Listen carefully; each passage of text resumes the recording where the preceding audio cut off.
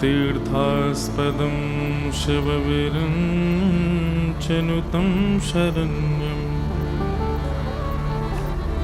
भृत्यार्थिहं प्रणतपालभवाब्धिपोतं वन्दे महापुरुषते चरणारविन्दम्।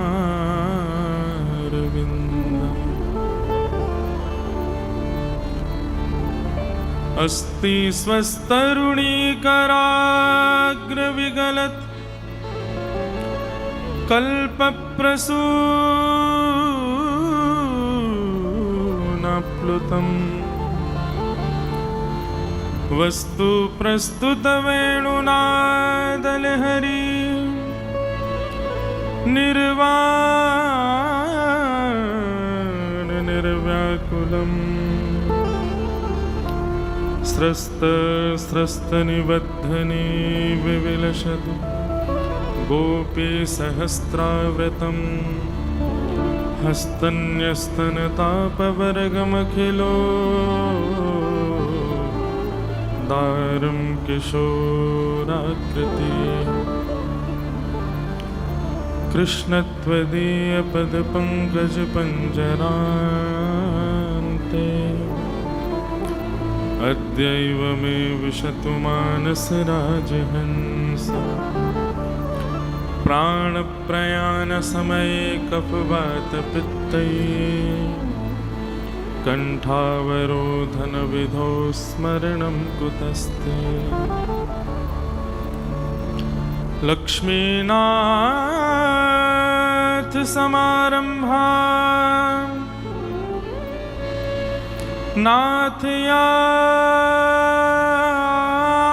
नाथयामुनमध्यमा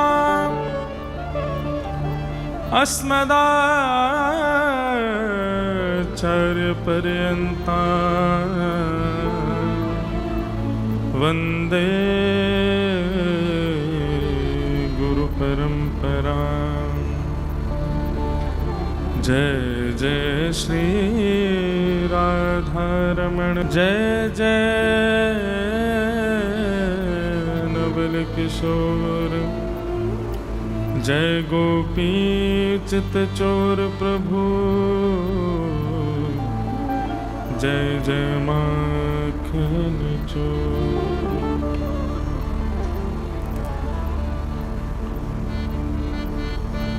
राम कृष्ण हरे मुकुंद मुरारी, राम कृष्ण हरे मुकुंद मुरारी, राम कृष्ण हरे मुकुंद मुरारी, राम कृष्ण हरे मुकुंद मुरारी। जय राम कृष्ण हरे मुकुंद मुरारी, राम कृष्ण हरे मुकुंद मुरारी।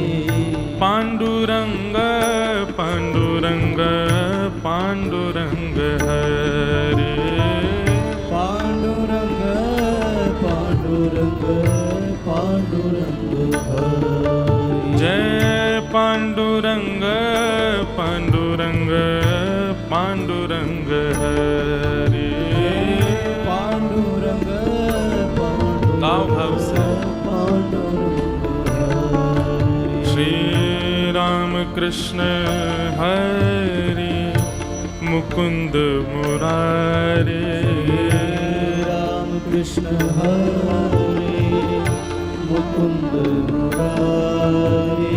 श्री राम कृष्ण हरे मुकुंद मुरारी, राम कृष्ण हरे मुकुंद मुरारी।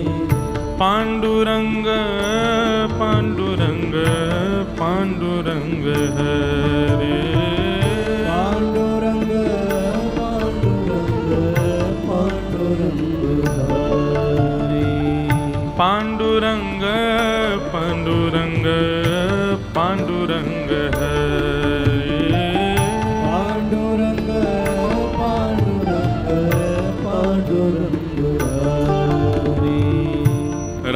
कृष्ण हरे मुकुंद मुरारे राम कृष्ण हरे मुकुंद मुरारे राम कृष्ण हरे मुकुंद मुरारे राम कृष्ण हरे मुकुंद मुरारे जय पांडुरंग पांडुरंग पांडुरंग हरे जय पांडुरंग पांडुरंग पांडुरंग हरे जय राम कृष्ण हरे मुकुंद मुरारी राम कृष्ण हरे मुकुंद मुरारे राम कृष्ण हरे मुकुंद मुरारी राम कृष्ण हरे मुकुंद मुरारे जय राम कृष्ण हरे मुकुंद मुरारी राम कृष्ण हरे मुकुंद मुरारे इतनी संख्या में आप सब लोग बैठे हैं, फिर भी हरि नाम संकीर्तन और भगवान नाम गायन में इतनी कंजूसी नहीं होनी चाहिए। भाव से गाओ, ऊंचे स्वर में गाओ, राग का ध्यान मत रखो, अनुराग में गाओ भाव से। जय राम कृष्ण हरि मुकुंद मुरारी राम कृष्ण हरे मुकुंद मुरारे जय राम कृष्ण हरि मुकुंद मुरारी राम कृष्ण हरे मुकुंद मुरारे हरि पांडुरंग पांडुरंग पांडुरंग हरि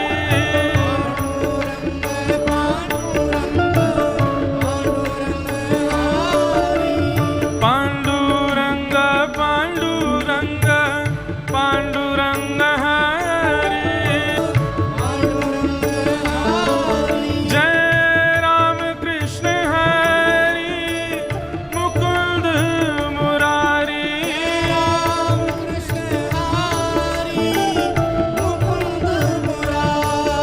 जय राम कृष्ण हरि मुकुंद मुरारी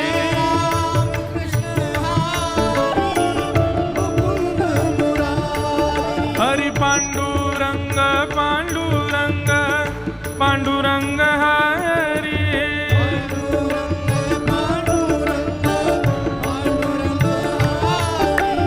पांडुरंग पांडुरंग पांडुरंग हरि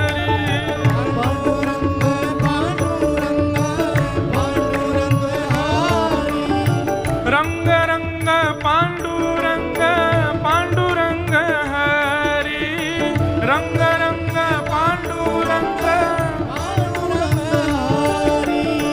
रंग रंग पांडुरंग पांडुरंग हरि रंग रंग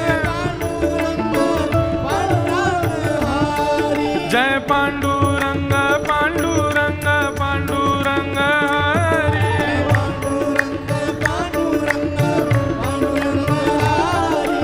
पांडुरंग पांडुरंग पांडुरंग हरि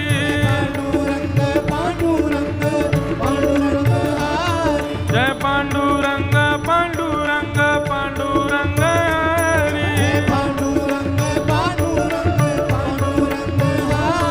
जय पांडुरंग पंढरीनाथ पांडुरंग हरि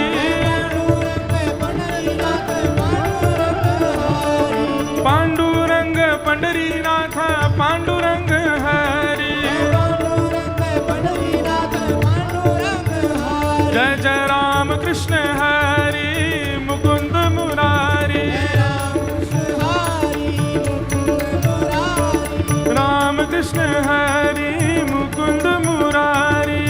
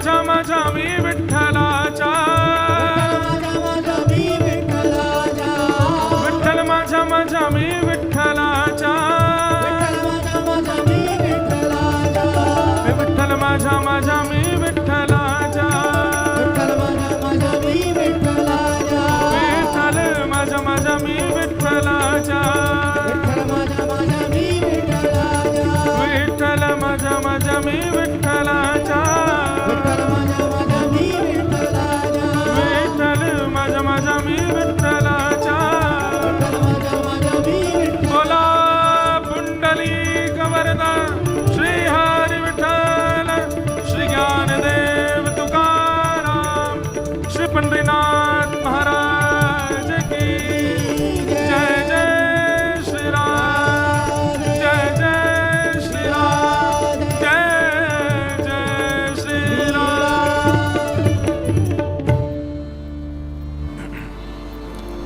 राम कृष्ण हरे मुकुंद मुरारे, राम कृष्ण हरे मुकुंद मुरारे, पांडुरंग पांडुरंग पांडुरंग हरे, पांडुरंग पांडुरंग पांडुरंग हरे, हे पांडुरंग पांडुरंग पांडुरंग हरे, ओ पांडुरंग पांडुरंग पांडुरंग हरे।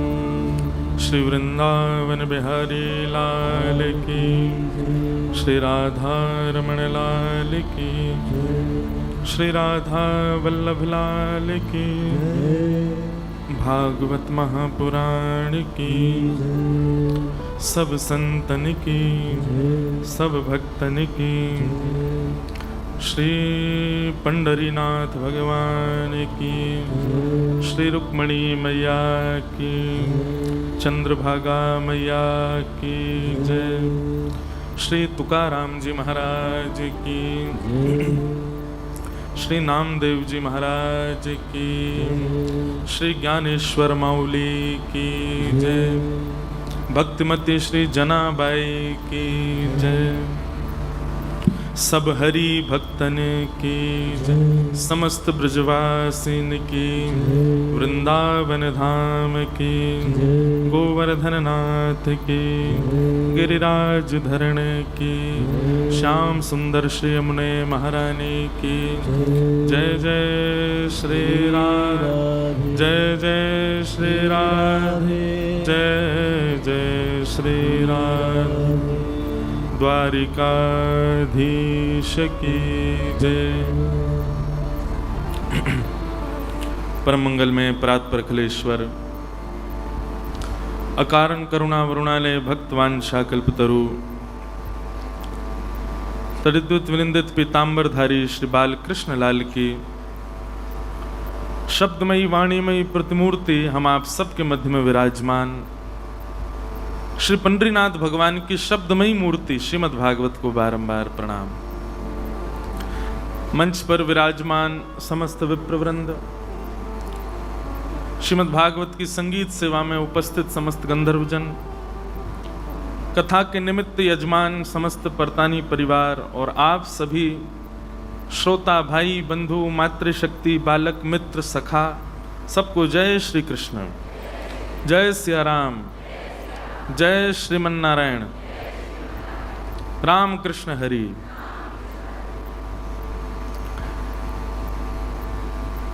पंडरीनाथ भगवान की महती कृपा से हम आप सब लोग पंढरपुर भू वैकुंठ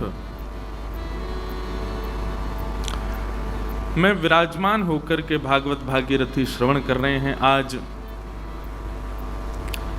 आप सबका बाह्य आवरण ही बता रहा है कि आज उत्सव है, आपका रूप ही बता रहा है कि आज उत्सव है। कई माताएं बहनें बहुत बातें करती हैं, हम कैसे उनको रोकें हमें समझ नहीं आता। पर आप सबसे प्रार्थना है कि अगर कथा में ज्यादा बात करेंगे तो बहुत जल्दी सारे दांत चले जाएंगे आपके। और ये बात हम हंसी में नहीं बोल रहे, सच्ची बोल रहे। बुढ़ापे में तो जाने ही हैं, लेकिन एक बात बोलूं, जो मौन रहता है ना, कथा पूरी सुनता है, उसके दांत मृत्यु पर्यंत रहेंगे। और जो चप्पड़ चप्पड़ कथा में भी बोलते रहते हैं, उनके दांत बहुत जल्दी जाएंगे। फिर छींक आएगी और नकली दांत निकल के बाहर गिरा करेंगे, नाती पोता ढूंढते ही रहेंगे, दादी आपके दांत वहां पड़े थे, देखो पहन लो इनको। क्यों चले गए इतनी जल्दी? बोले कथा में बहुत बोल रहे थे हम। इसलिए आपको पूरी छूट है 3:30 पौने 4 बजे तक खूब बोलो, हम यहां आ जाएं और कीर्तन प्रारंभ कर दें, उसके बाद आप मौन रहो, और जब तक हम बोल रहे हैं तब तक आप मौन ही रहो।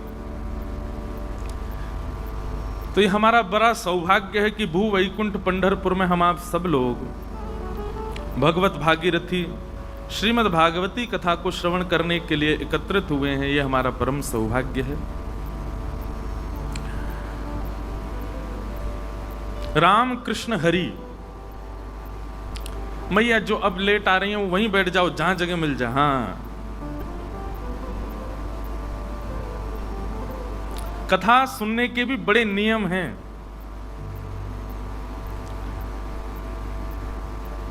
कथा में जो पहले आए उसको ही सन्मुख आना चाहिए, जो विलंब से आए उसको फिर दूर ही बैठना चाहिए।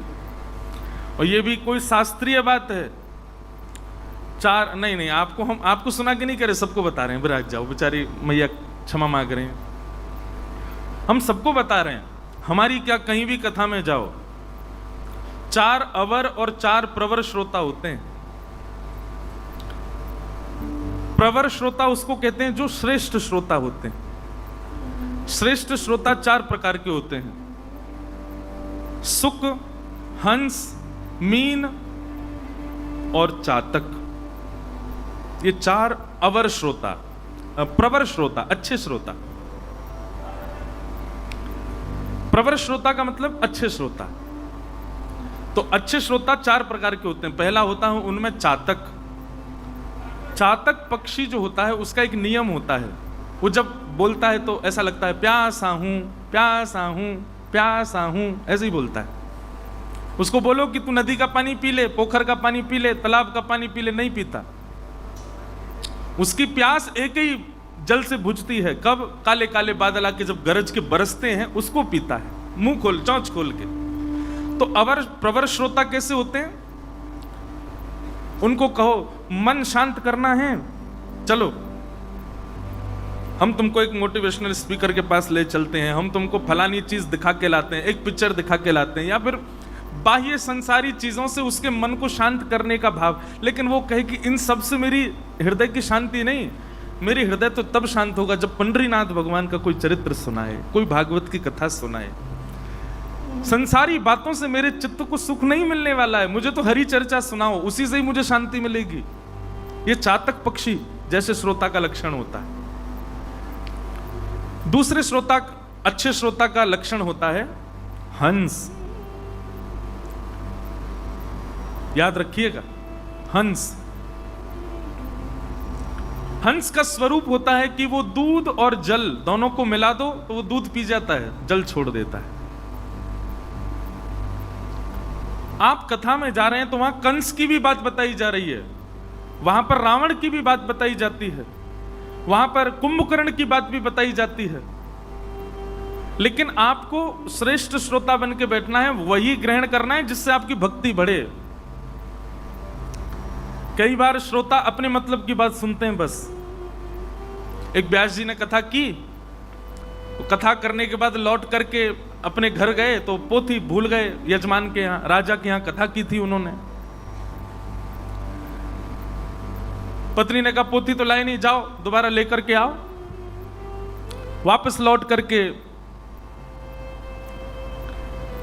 राजा के दरबार में जब गए तो द्वार पर राजा की बेटी मिली। वो कथा सुनती थी पूरी बैठ करके, उसने व्यास जी को देखा, बहुत ध्यान से सुनिएगा, बहुत अच्छी बात है।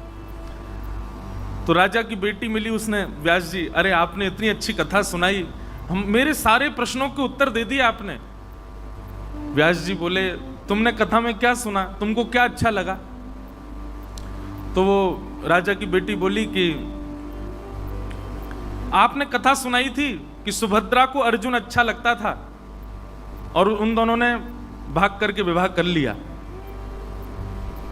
मुझे भी हमारा द्वारपाल बहुत अच्छा लगता है, मैं भी उससे भाग करके ब्याह करना चाहती हूं।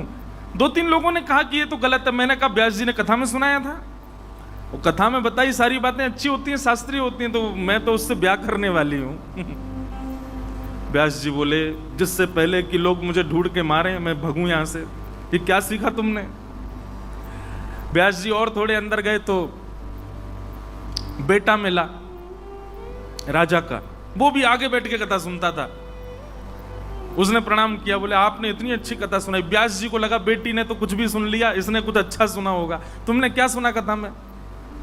वो बोलता है, महाराज आपने कथा सुनाई थी कि कंस पूरी तरह तैयार हो चुका था, मथुरा का राजा बनने के लायक हो गया था, लेकिन दुष्ट पिता उग्रसेन उसको बैठने ही नहीं दे रहा था।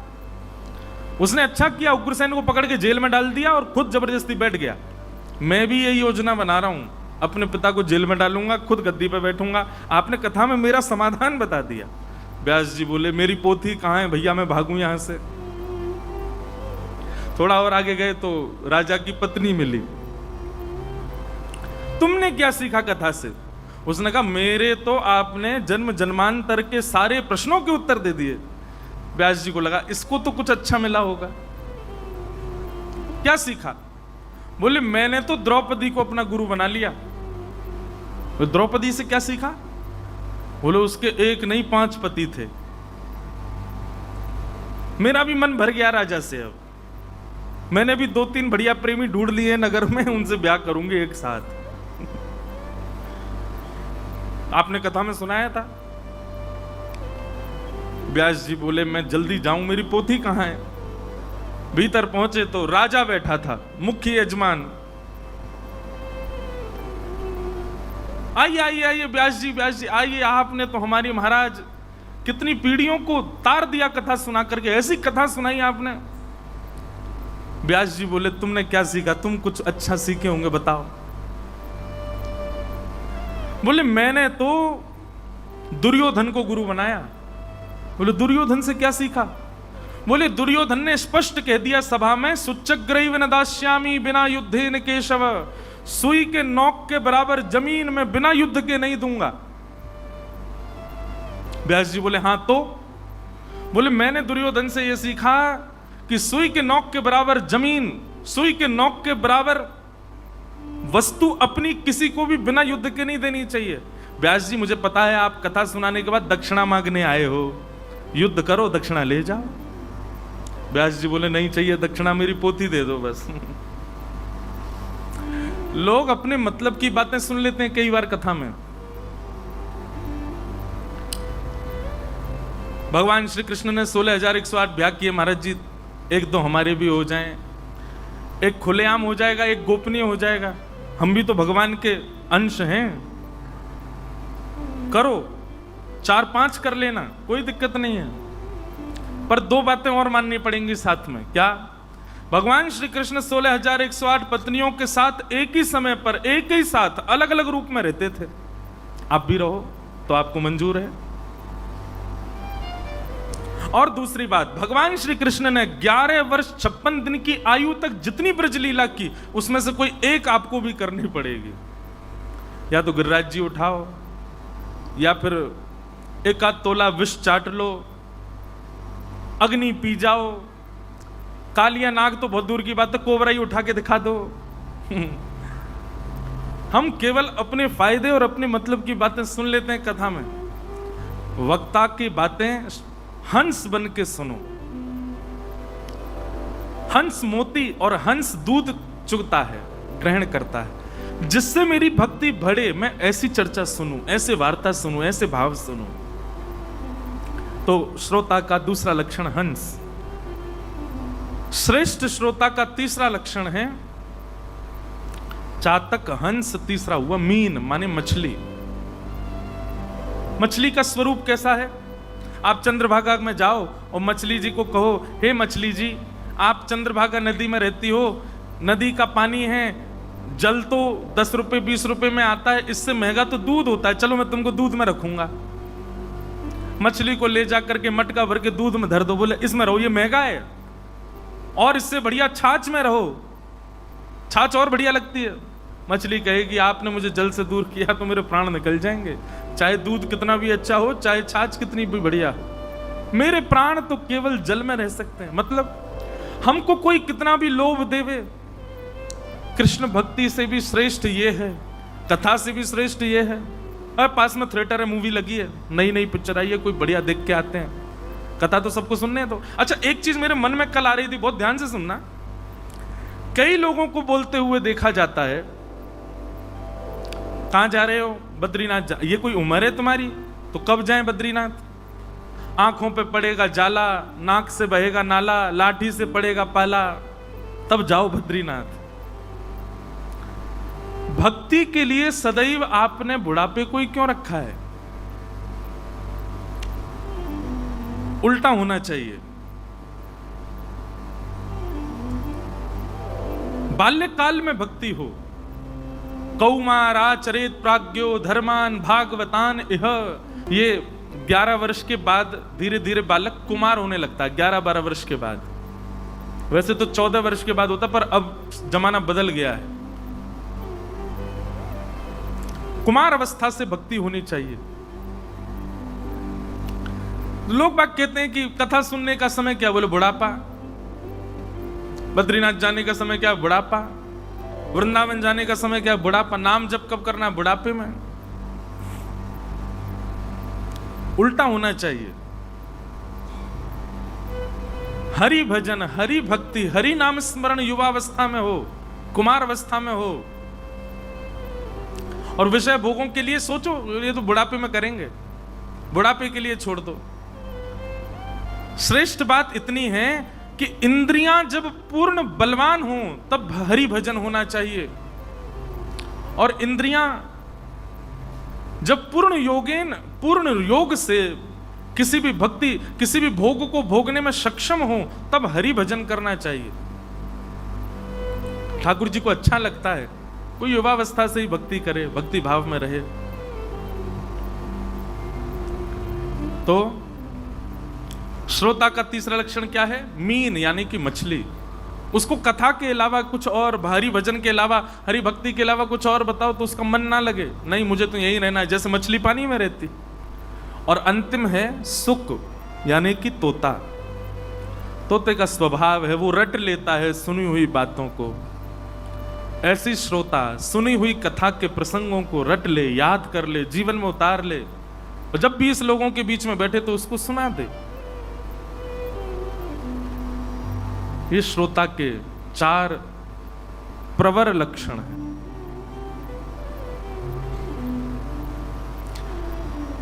तो ऐसे श्रोता बनने का प्रयास करो। या तो सुख बनो, या हंस बनो, या मीन बनो, या चातक बनो। इनमें से कुछ बन सको तो ही आपको कथा समझ में आएगी, नहीं तो सब बाउंसर सर के ऊपर से चले जाएंगे। आज कथा क्रम बहुत ज्यादा है, क्योंकि आज कृष्ण जन्मोत्सव होना है। आप सब लोगों का रूप स्वरूप और वातावरण ही बता रहा है कि आज उत्सव होने वाला है ठाकुर जी का। हम लोग कथा क्रम में जल्दी चलेंगे और फिर वहीं कुछ चर्चाएं श्रवण करते रहेंगे। सूत जी महाराज सौनकादि ऋषियों के प्रश्नों के उत्तर में भागवत की कथा कहना प्रारंभ करते हैं,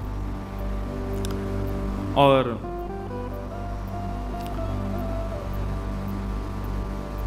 भाव बताते हुए वे बताते हैं कि भागवत की रचना कैसे हुई और क्यों हुई। बहुत ध्यान से सुनिएगा। इदं भागवतम नाम पुराणं ब्रह्म संहितं उत्तम श्लोक चरितं चकार भगवान ऋषि। श्रीमद् भागवत जी की रचना वेदव्यास जी महाराज ने की है। क्यों की, कैसे की, ये सारा विवरण अब यहां बताया जा रहा है। बहुत ध्यान से सुनना। भागवत 4 शब्द होते हैं। भ से भक्ति, ग से ज्ञान, व से वैराग्य, त से त्याग। इन चारों में से कुछ तो आपके अंदर आना चाहिए 7 दिन की कथा में। पहला है भक्ति। आप कहोगे हम में तो भक्ति है महाराज जी। भक्ति होने का मतलब आप क्या समझते हो? मुझ में भक्ति है, इसको आप कैसे डिफाइन करोगे, कैसे बताओगे, कैसे स्वीकार करोगे कि मैं भक्त हूं या मुझ में भक्ति है? भक्ति का प्रमाण केवल और केवल इस भाव से होता है कि ठाकुर जी आपसे प्रसन्न है तो समझो कि आप भक्त हो। और ठाकुर जी की प्रसन्नता नहीं है तो लगे रहो, हजारों खड़े हैं लाइन में, लाखों कर रहे हैं भक्ति। ठाकुर जी की प्रसन्नता बताती है कि आप भक्त हो। और ठाकुर जी की प्रसन्नता किसमें है?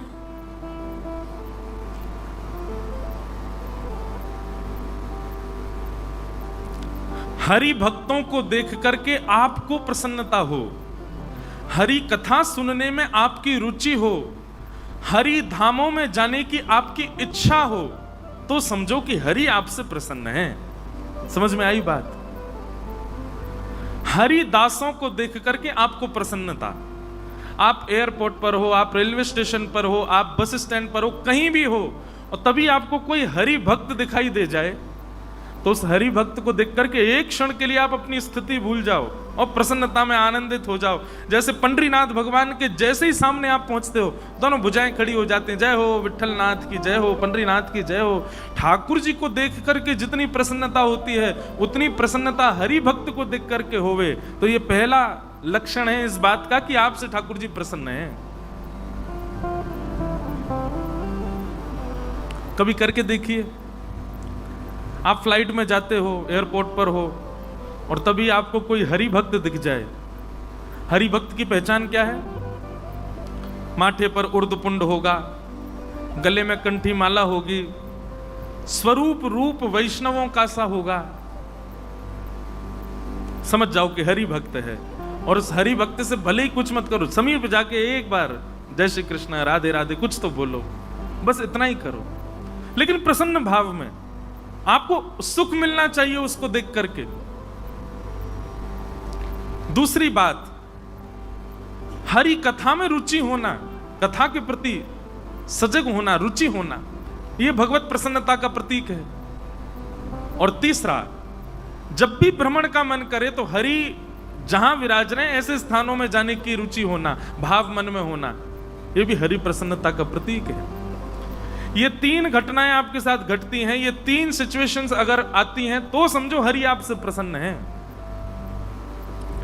हरिदासों को देख करके प्रसन्नता नहीं है, कथा में ज्यादा रुचि नहीं है, और तीर्थों में जाने की ज्यादा इच्छा नहीं है, तो आप केवल और केवल पूजा कर रहे हो, श्रद्धा कर रहे हो, सुमन अर्पित कर रहे हो, ठाकुर जी उससे प्रसन्न नहीं है। हरि प्रसन्नता की ये तीन लक्षण।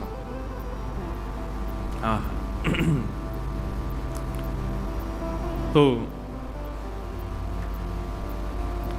हरि प्रीत्यर्थे, हरि प्रसन्न हो, इस भाव के लिए श्रीमद् भागवत की सन्निधि ग्रहण करो। भागवत तीनों में निपुण बनाती है। तो श्रीमद् भागवत की रचना हुई भक्ति, ज्ञान, वैराग्य और त्याग। तो सबसे पहला भक्ति यहां से सीख के जाना है। भक्ति यदि नहीं आएगी तो ज्ञान लेकर के जाना है। ज्ञान भी नहीं आया, ज्ञान का मतलब यहां पर नॉलेज नहीं है, ज्ञान का मतलब यहां पर विवेक, सद असत की पहचान। पहले दिन भी मैंने कहा था, भक्ति, ज्ञान और तीसरा है वैराग्य। वैराग्य का मतलब क्या होता है? वैराग्य का मतलब सब छोड़ करके साधु महात्मा बन जाओ, नहीं। वैराग्य का मतलब है कितनी भी भोग्य वस्तु सामने आ जाए लेकिन फिर भी आप अपने आप पर वशीकृत करके बैठे हो। रसगुल्ला सामने आ जाए, कुछ भी सामने आ जाए, लेकिन फिर भी जिह्वा में पानी ना आवे, आप विचलित ना हो, उसको वैराग्य कहते हैं। मतलब वस्तु सामने है लेकिन आपकी इंद्रियां आपके वश में है, इसको वैराग्य कहते हैं। अब लोग अभी कल ही है एकादशी, परसों, हाँ 16 को एकादशी वाले दिन देखो, जिन लोगों की एकादशी होती है और जिनकी नहीं होती है, उन दोनों में बड़ा प्रेम भाव चलता है उस दिन। एकादशी वाले कहते हैं, भाई सुन तो ये रोटी सब्जी मेरे सामने मत खा, उधर जाके खा कोने में, मुझे दिखाई मत दे। क्यों? तू दिखेगा तो मेरा मन करेगा। ये कोई एकादशी है? एक बात नोट डाउन कर लीजिएगा, व्रत करने पर, जप करने पर, कथा श्रवण करने पर और तीर्थ जाने पर यदि एक भाव की प्राप्ति नहीं होती है तो समझ जाइएगा आपका ये चारों करना व्यर्थ है। क्या क्या करने? व्रत करने पर, जप करने पर, नाम जप करने पर, तीर्थ में जाने पर और कथा श्रवण करने पर यदि आपको एक भाव की प्राप्ति, कौन सा भाव? प्रसन्नता। अगर प्रसन्नता नहीं है तो ये चारों काम मत किया कीजिए। व्रत करने में आपको प्रसन्नता होनी चाहिए। ऐसा नहीं कि ज्योतिषी महाराज आए, उन्होंने कह दिया कि तुम्हारा तो ये गड़बड़ चल रहा है, सोमवार के व्रत शुरू करो, तुम्हारा ये गड़बड़ चल रहा है, तुम बृहस्पतिवार का व्रत शुरू करो। उनके कहने से प्रेशर में आकर के व्रत कभी मत करना, बेफिजूली का ये काम नहीं करना है। व्रत हमेशा प्रसन्नता से करना, गौरव से करना है, आनंद में आके करना है कि नहीं मेरा व्रत है। व्रत प्रसन्नता। दूसरा, जप। आप नाम जप करते हो लेकिन केवल और केवल पूर्ति करनी है। कब पूरी होगी? पूरा करना है मुझको, तो गुरुदेव ने कहा है इतनी माला करनी है, पूरी हो, जल्दी हो, बस एक और रह गई, हाँ बस इतनी और रह गई, बस ये हो गई। ऐसे जप का 1% भी कोई फल नहीं मिलता। अच्छा, जो ऐसे जप करते हैं ना कि बस ये पूरी हो जाए, ठाकुर जी भी बड़े आनंद करते, उनकी माला ही गिरवा देते हैं। ले बेटा दोबारा से कर, शुरू कर। व्रत में प्रसन्नता होनी चाहिए, जप में प्रसन्नता होनी चाहिए, कथा श्रवण में प्रसन्नता होनी चाहिए। वृंदावन रसामृत पद ऐसे नहीं हिला देना, हमारी 7 बज गए हो गई पूर्णता, नहीं, प्रसन्नता। उसका एक उत्सुकता होनी चाहिए, एक एक्साइटमेंट होना चाहिए कि मुझे कथा सुननी है, मैं श्रवण करूंगा, हरि लीला, हरि भक्तों की लीला और अपने जीवन को परिवर्तन करने के कुछ भाव। अगर इस बिना प्रसन्नता के आप सुनते हैं तो ये व्यर्थ है सुनना। व्रत, नाम जप, कथा और चौथा तीर्थ यात्रा। अगर आप तीर्थ गए हो और वहां भी प्रसन्न नहीं हो, आपका तीर्थ जाना व्यर्थ है। प्रसन्नता। हम तो इतना आनंद ले रहे हैं, पंढरपुर आए हैं, आप लोग भी ले ही रहे हो। आज मैं कीर्तन में भी आया था, यहाँ तो रोज ही पूरे दिन ही व्यस्त हैं, 1 मिनट के लिए भी किसी को खाली नहीं रहने दे रहे हमारे परतानी जी। बहुत अच्छी बात है। अब पूरे दिन करते ही क्या है, फिर घर में जाके पड़े ही रहेंगे सब। यहाँ अच्छा है, बैक टू बैक बिल्कुल ऐसा जोड़ के रखा है पूरा दिन की कोई कुछ कर ही नहीं पाए। अच्छा, अभी महाराज जी आने वाले हैं नासिक वाले, उनके यहाँ भी यही नियम है। वो सवेरे 3:30 बजे से लेकर रात में 11 बजे तक के क्रम बने हुए हैं हर आदमी के, कोई खाली नहीं बैठ सकता। क्यों? बोले तुम खाली बैठोगे, खाली बैठते ही तुम्हारा दिमाग जो वो विषयों का चिंतन करेगा। खाली बैठो ही मत, लगे रहो, पीछे ही पड़े रहो ठाकुर जी के। अच्छा है, मैं इतना तो नहीं आ पाता तो मैं अपने नियम करता रहता हूं। आज सुबह गए, चंद्रभागा जी में स्नान किया, पूजन किया, अभिषेक किया, हवन किया, उसके बाद यहाँ कीर्तन में आए, फिर उसके बाद एक बड़े श्रेष्ठ संत हैं, कल आएंगे वे कथा में, उनके यहाँ गए। क्या प्राचीन परंपरा देखने को मिली उनके यहाँ पर। शालिग्राम में से श्री पंडरीनाथ भगवान प्रकट हुए, और जब प्रकट हुए तो इतने विशाल थे, और विशाल होते ही ठाकुर जी ने आचार्य को आज्ञा की कि मैं तो तुम्हारे संग ही चलूंगा जहां तुम जाओगे। तो आचार्य चरण बोले आप इतने बड़े हो, मैं कैसे लेके जाऊंगा। तो भक्त को दिक्कत नहीं हो मुझको लाने ले जाने में, इसलिए ठाकुर जी छोटे से हो गए। उनके दर्शन करके आया, वो छोटे से पंडरीनाथ हैं, इतने से, मुझे स्थान का नाम याद नहीं है, बहुत सुंदर स्थान, कल आएंगे महाराज जी। उनके यहाँ एकनाथ जी महाराज के वंशज जो इस वक्त हैं, उनके भी दर्शन हुए। कैसे अद्भुत अद्भुत महान विभूतियां पंढरपुर में। तो व्रत, कथा, नाम जप और तीर्थ यात्रा, इनमें यदि आपके अंदर प्रसन्नता नहीं है मत कीजिएगा। देखिए, अगर एकादशी व्रत से आपको सुख नहीं मिल रहा है, आप प्रसन्नता से नहीं कर रहे हो, उसका फिर वो कर दीजिए, क्या बोलते हैं उसको, क्या बोलते हैं, उद्यापन कर दो। जैसे आराम नहीं हो रही प्रसन्नता तो क्यों करना है। तो भागवत भक्ति, दूसरा ज्ञान, तीसरा वैराग्य। वैराग्य का मतलब है विषयों का त्याग। वैराग्य का मतलब संसार का त्याग नहीं होता, विषयों का त्याग। और अंतिम है यानी कि त्याग। त्याग किसका? हरि विमुखों का त्याग। भागवत, वेद व्यास जी महाराज ने भागवत की रचना की।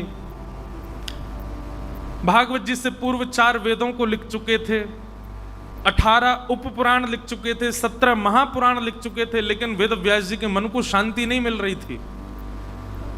तब श्री नारद जी महाराज का आगमन हुआ और नारद जी ने आकर के कहा, व्यास जी आप इतने चिंतित क्यों? इतना कुछ तो लिखा आपने, फिर भी चिंतित हो। बोले इतना कुछ लिखा है मैंने, पर इन लेखनी से मेरे चित्त को प्रसन्नता नहीं है, ऐसा लगता है कुछ रह गया है क्या। तब नारद जी महाराज बोले, मैं बताऊं क्या रह गया है? बोले बताओ। बहुत अच्छी बात है। भागवत जी की रचना इस वाक्य से हुई है, हे व्यास जी, आप इतना कुछ लिख चुके हो, लेकिन आपने एक भाव को छोड़ दिया है, इस वजह से आपका मन अशांत है। नारद जी कहते हैं, भवतानुदित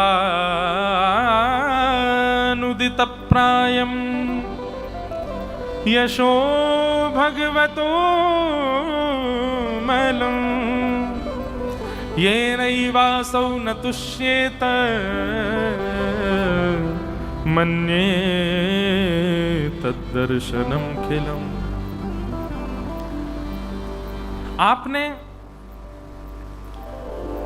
ज्ञान को प्रधानता दी है, वैराग्य को प्रधानता दी है, विषय निवृत्ति को प्रधानता दी है, आपने सारे भावों को प्रधानता दी अपने ग्रंथों में, लेकिन आपने प्रेम को प्रधानता नहीं दी है, इसलिए आपका मन अशांत है। बंधुओं, श्रीमद् भागवत की रचना प्रेम की स्थापना करने के लिए हुई है। आपने सब जगह योगेश्वर कृष्ण को ज्ञानी दिखाया, आपने सब जगह योगेश्वर कृष्ण को भगवान दिखाया, आपने सब जगह भगवान श्री कृष्ण को श्रद्धा का केंद्र बिंदु बताया, लेकिन कहीं भी आपने उनसे प्रेम हो ऐसा कुछ नहीं लिखा है, इसलिए आपका मन अशांत है। आप क्षमा कीजिएगा, अन्य अन्य भावों को आप पढ़ेंगे, अन्य अन्य पुराणों के पास जब आप जाएंगे, ठाकुर जी आपको भगवान दिखाई देंगे, ठाकुर जी आपको ज्ञानी दिखाई देंगे, ठाकुर जी आपको ऐश्वर्यवान दिखाई देंगे, लेकिन केवल भागवत जी हैं जहां पर श्री कृष्ण आपको प्रेमी दिखाई देते हैं, जहां पर श्री कृष्ण आपको प्रिय दिखाई देंगे। हे व्यास जी, आपने कृष्ण को प्रिय नहीं दिखाया, इसलिए आपका मन अशांत है। क्षमा करना, यदि श्रीमद् भागवत की रचना नहीं होती ना, शायद पंढरपुर में पंडरीनाथ भी नहीं आते। पंढरपुर में पंडरीनाथ को प्रेम लेकर के आया। श्रीमद् भागवत जी नहीं होती तो कभी हमको तुकाराम जी नहीं मिलते, कभी हमको जनाबाई नहीं मिलती, क्योंकि जिसके भी चित्त में कृष्ण प्रेम उत्पन्न हुआ है, यह बात निश्चित है वो भागवत से ही हुआ होगा, क्योंकि कृष्ण प्रेम करना सिखाते भागवत जी हैं। श्रीमद् भागवत जी ने यह बता दिया कि भगवान केवल पूजा के विषय नहीं है, केवल अर्चना के विषय नहीं है, केवल श्रद्धा के विषय नहीं है, केवल आरती घुमाने के विषय नहीं है, वो प्रेम करने के अधिकारी हैं, उनसे प्रेम करो। वो प्रेमी है।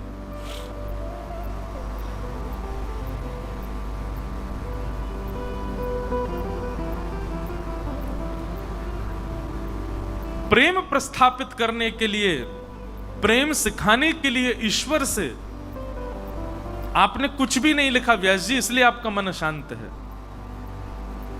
तब वेद व्यास जी महाराज ने पूछा, तो मैं क्या करूं, कैसे लिखूं? तब नारद जी ने अपने पूर्व जन्म की कथा सुनाते हुए बताया, समाधि लगाओ, भगवान के प्रिय चिंतन करो, प्रिय लीलाओं का विचार करो। जब चिंतन और विचार करोगे तो उसी की कृपा से ही आपके हृदय में प्रेम उत्पन्न होगा और आप कुछ लिखोगे। तब वेद व्यास जी महाराज ने चिंतन किया, प्रेम का स्मरण किया, और स्मरण करने के पश्चात प्रेम की प्रधानता के रूप में श्रीमद् भागवत की रचना की है। बोलो भागवत महापुराण की। क्या समझ में आई बात? श्रीमद् भागवत की रचना ठाकुर जी की भक्ति करने के लिए नहीं कही है, भक्ति सिखाने के लिए नहीं, ज्ञान सिखाने के लिए नहीं है। सब कुछ, भक्ति भी है, ज्ञान भी है, वैराग्य भी है, सब कुछ है, पर मूल रूप से भक्ति के साथ भी प्रेम हो, ज्ञान के साथ भी प्रेम हो, त्याग के साथ भी प्रेम हो, वैराग्य के साथ भी प्रेम हो ठाकुर जी के प्रति।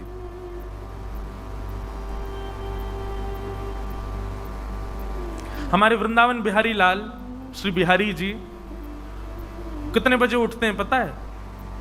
सुबह 8 बजे। पंडरीनाथ भगवान बेचारे 11 साढ़े 11 बजे सोते होंगे, सुबह 3:30 4 बजे उठ जाते हैं।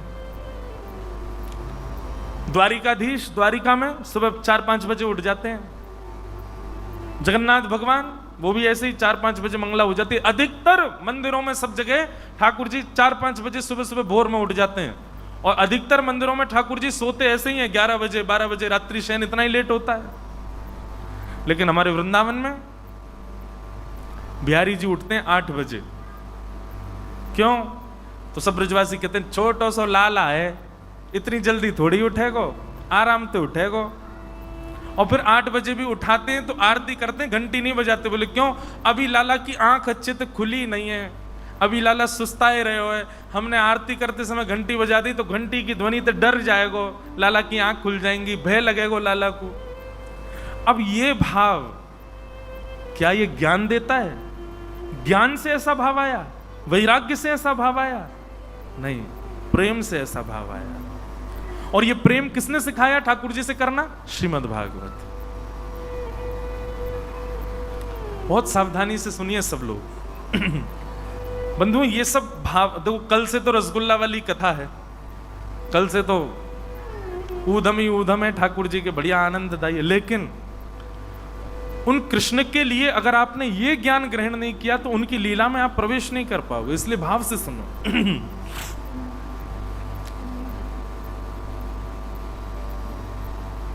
ठाकुर जी के प्रति ये प्रेम भाव करना किसने सिखाया? भागवत जी ने सिखाया।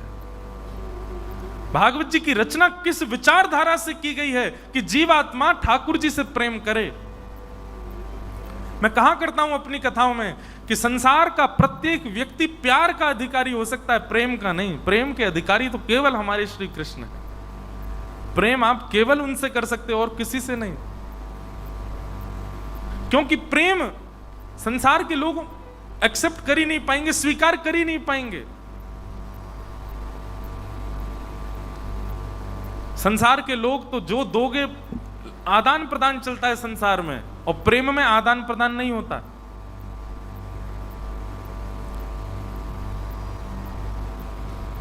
प्रेम के अधिकारी केवल श्री कृष्ण है और कोई नहीं।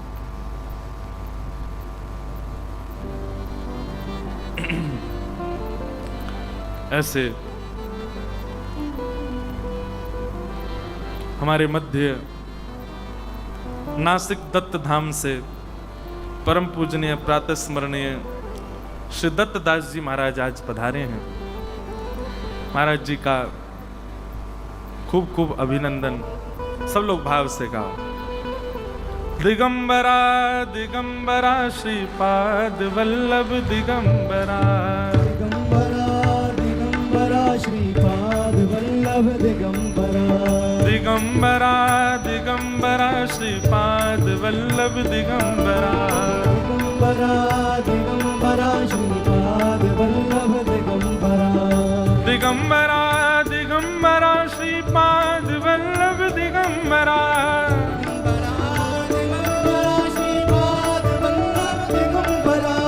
दिगंबरा दिगंबरा श्रीपाद वल्लभ दिगंबरा, दिगंबरा श्रीपाद वल्लभ दिगंबरा, दिगंबरा दिगंबरा श्रीपाद वल्लभ दिगंबरा, दिगंबरा दिगंबरा श्रीपाद वल्लभ दिगंबरा, दिगंबरा दिगंबरा श्रीपाद वल्लभ दिगंबरा, दिगंबरा दिगंबरा श्रीपाद वल्लभ दिगंबरा। अवधूत चिंतन श्री गुरुदेव दत्त। बोला पुंडलीक वरद हरि विठ्ठल श्री ज्ञानदेव तुकाराम श्री पंडरीनाथ भगवान की। जिनकी कृपा से श्री पंडरीनाथ भगवान हमको मिले हैं इस वर्ष, महाराज जी की कृपा है कि ये भाव पंढरपुर तक पहुंचा है। ऐसे श्री दत्त स्वरूप ही जिनको दास दर्शन करता है, जिनमें साक्षात श्री दत्त प्रभु का ही दर्शन होता है, ऐसे परम पूजनीय प्रातस्मरणीय परम वंदनीय पूज्य श्री दत्तदास जी महाराज हम आप सबके मध्य पधारे। महाराज जी को बारंबार प्रणाम। एक बार भाव से कहो दिगंबरा। अरे न जोरते बोलो दिगंबरा। आप सबकी प्रणाम हो गई महाराज जी को। महाराज जी को हम किस भाव से धन्यवाद ज्ञापन करें, ये तो ठाकुर जी जानते हैं कि आपका कितना अनुग्रह है दास के ऊपर। साथ में हमारे गुरुजन भी पधारे हैं, जिनके छत्र छाया में 1 मास पर्यंत श्री गायत्री जी का केवल आशीष प्राप्त करने का अवसर मिला था।